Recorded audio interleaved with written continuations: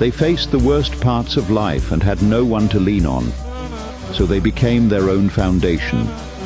When you heal alone, you learn things others don't. That no one's coming to save you. That you can survive anything because you already have. Let other people's opinions don't matter when you've already seen yourself at rock bottom and climbed out alone.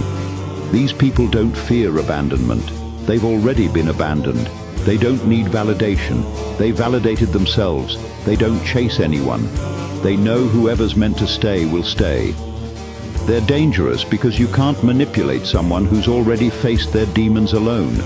You can't threaten someone with loneliness when they've made peace with it. You can't break someone who already broke and rebuilt themselves.